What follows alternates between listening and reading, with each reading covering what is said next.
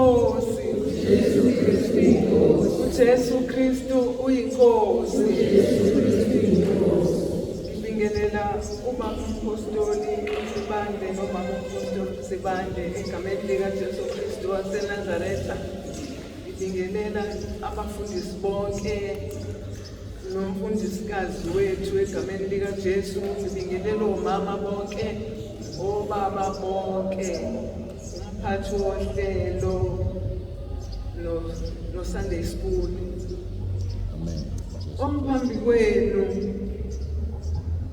ugogo MaKhumalo wakadlungwana everele owafumana umusa ukuba uSomandla amlande laphaya ezaleni.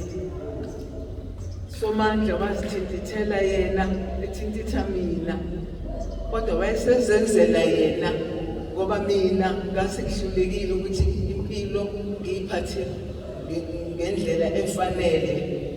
Ngangiziphathele mina impilo yami. Ngiyambonga uNkulunkulu ungenelela kwakhe.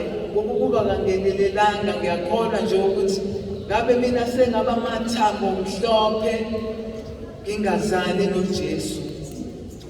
Ngenxa yokuthi uNkulunkulu wethu okwakwenza kufana nokumuntu. Wangilanda nje wangithintitha. uJesu kwasekubuyena omusa elawula impilo yami. Njengoba nje kuvuka lo mhlabeleli othi ngiyabonga ngisahamba nenkosi uJesu. Ngisho into engaphakathi enhlizweni yami ukuthi kumnandi ngempela ukuhamba noJesu.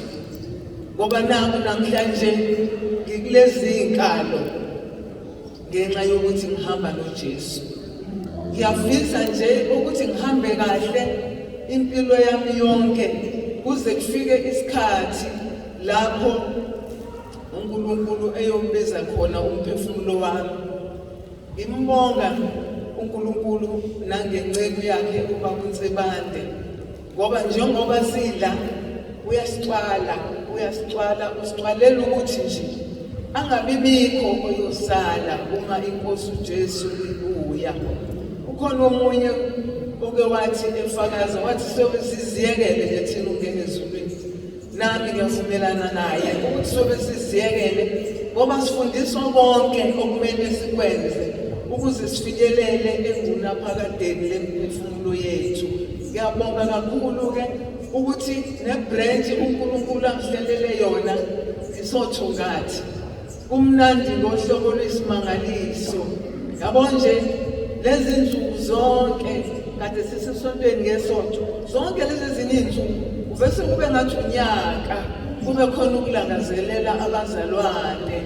Uma kukhona isizathu esinzimbayo esenza ukuthi ngingakwazi ukuthi ngesontweni inhliziyo yami ibe buhlungu, kodwa kwenye inkathi leso sizathu naso suke siphoqa ukuthi ngingabibikho.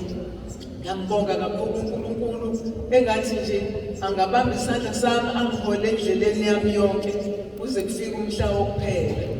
uJesu Kristu uYinkosi.